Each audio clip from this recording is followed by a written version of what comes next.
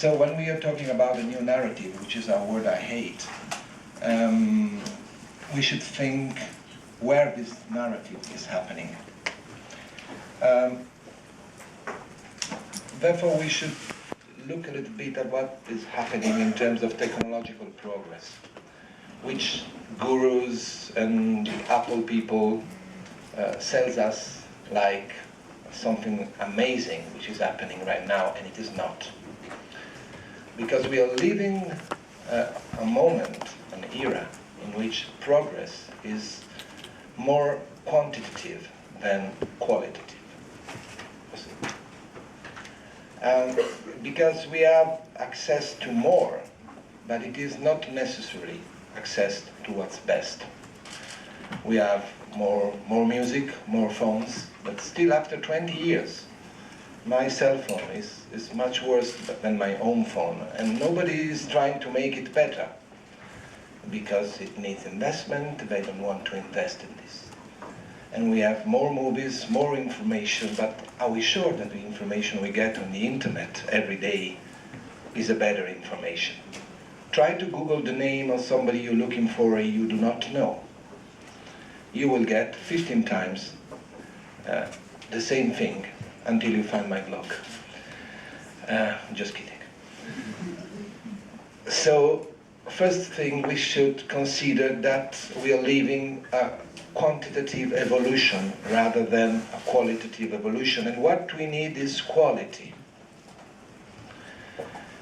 And we shall look for quality in every single minute of our life. Look for added value, not just accept what they offer us, pretending it is amazing, and it is not. Once we have assessed this, we should think, who's communicating Europe? And the answer is nobody or the wrong subject. The main communicator in the European Union is the European Commission. As I'm sure you're aware, the European Commission is a technical body. The European Commission is supposed to be writing the laws, the draft laws, that member states ask the Commission to write. And then she's supposed to be controlling and monitoring that member states do what they engaged themselves to do. So she is both the legislative office, the legislative bureau of the European Union, and the watcher, the guardian. But I don't know why, since the 60s, maybe no, he was already there, but in the 60s, the Commission started holding daily midday briefings, which transformed its technical role into a political role, because once you have communication, you have the power. Remember, when there is a coup d'etat, the first thing they get is the radio station and the TV station, so you can say, yes, I am the better leader. So the moment the European Commission gets the communication, there she becomes political. And there starts the problem.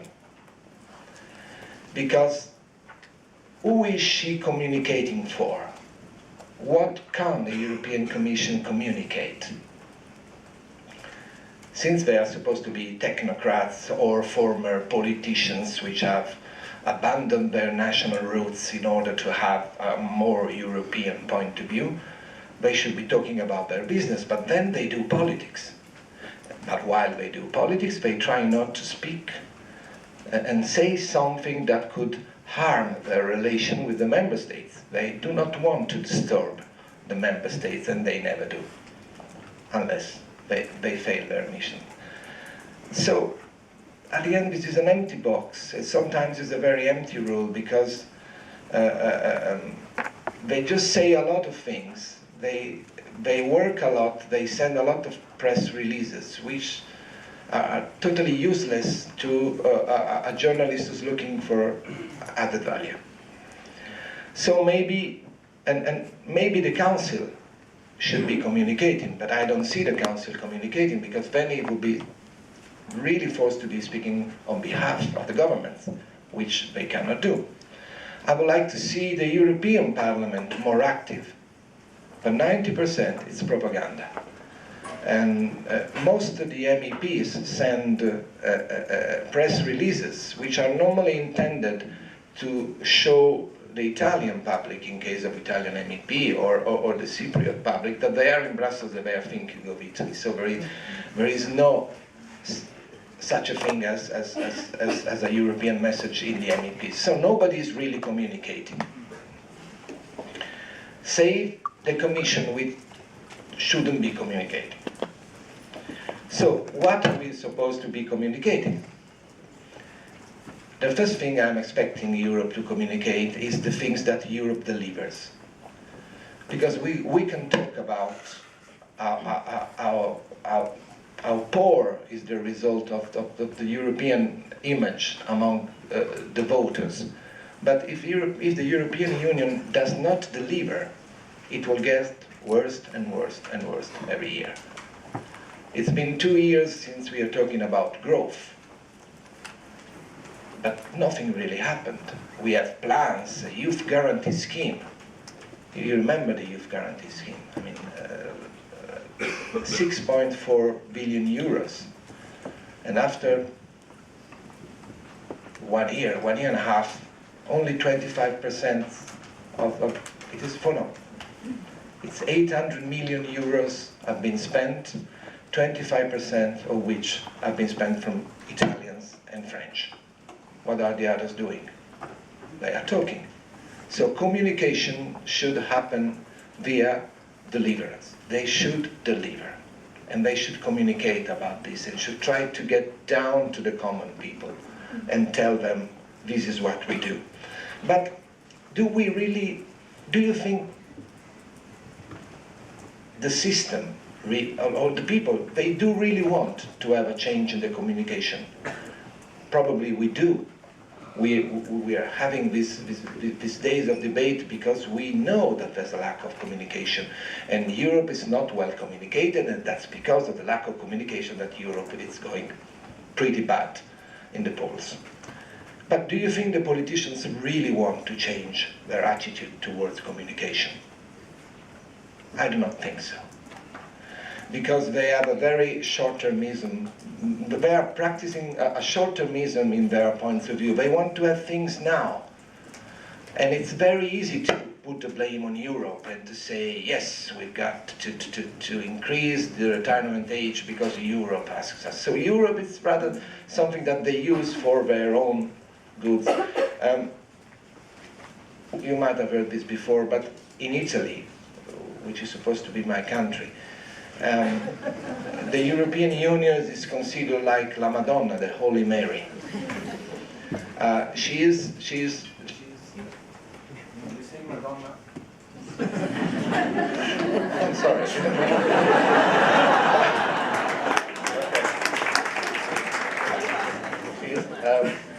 You worship the Holy Mary on Sundays. You forget about the Holy Mary during the week.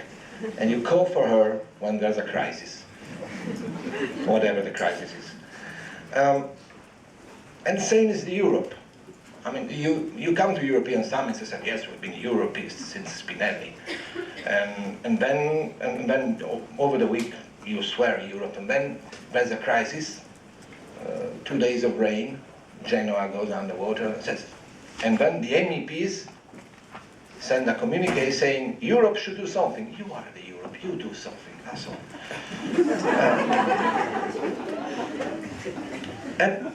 But there's something for ourselves. Do you think that journalists want a different communication? I see an increasing bunch of journocrats appearing in the press rooms. They are journocrats who are forced to be journocrats or choose to be journocrats. They are forced to be journocrats because there is always less people working in newspapers. You have very unstable and unbalanced contracts, so you got to work a lot. So for you it's very easy to pick up the European Commission press release, paste and copy, send it to 6 newspapers and earn 22 euros. So they are forced to do this. Or then there are those who think that being a journocrat, just doing what the Commission says, the Member State says, the European Union says, the MEPs say, then will help you to be a career. So you become a slave journocrat. So I see less and less people looking for added value around. And that leads us to the last questions. The last question is, so what shall we change? I had a real speech, you see. First of all, quality, not quantity. Quality in our demand for information, quality in the supply for information. And beware of quantity, whatever it is. Second thing, I would like to see the institution tell the truth as much as possible, even if this is against their DNA. And the the Barroso Commission didn't do it. I saw them. You remember the German Commissioner Verheugen? He was pictured with his chef de cabinet, both naked, on a Baltic beach, walking hand in hand, with a baseball hat. I didn't say what the baseball hat was. And the European Commission said it was a business meeting. And what's worse, they said it even off the record. They lost 22 points of credibility. And you think that the Juncker Commission is going to do the same? You remember what happened? When was that? I've forgotten. Tuesday, last week, the Bratusek affair. And until 2 minutes before Bratusek resigned, they said, she's perfect, she's going to stay. Now, I understand their narrative, but if you're going to be proved wrong in 2 minutes, you better tell the truth or shut up. So tell the truth, always tell the truth, as long as it's possible. And get closer to the people. He mentioned a foreign minister. I will mention the verb. There's a song sung by William Shatner, who was the former Tiberius G. Kirk on the Enterprise in Star Trek, which says, get close to the common people, talk to the common people, act like the common people, sleep with the common people, and you learn what common people want. This is what the European Union must do. And then go back to the basics. Try to tell this youngster, which has spent all the time on the internet, that this is not granted. What we have now, and he was right in saying that we've been the luckiest generation, possibly, in history, as far as we know. But this is not going to last if we do not work giving added value to Europe. So medias I would work more on voice, I would work more on TV, but not doing this very, very, very beautiful, what's the name? YouTube or EuroPal TV. Nobody watches EuroPal TV. Let's be frank. Is there any of you watching EuroPal TV? Raise your hands, because I want to see your face.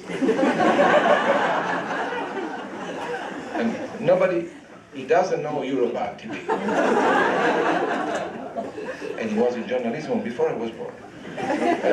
So nobody knows that. I know it because I've been in Brussels 8 years, so you must know it.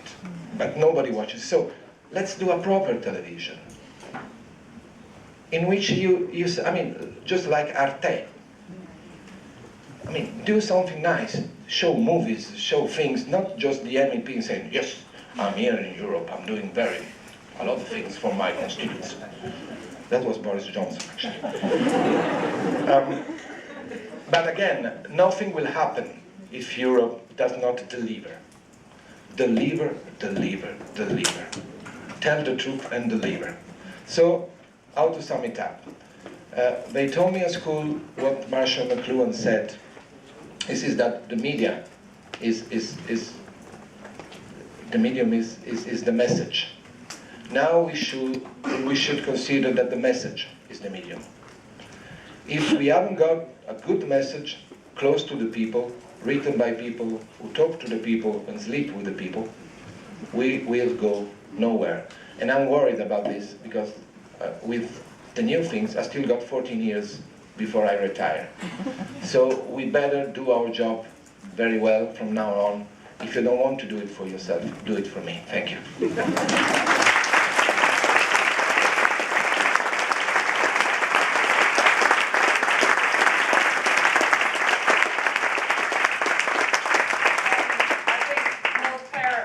Marco gave us a lot of interesting points to consider. I know I've been saying this over the last 2 days. We have very little time. We're supposed to be out of the room for 1. I've been given permission to extend this for 5 minutes.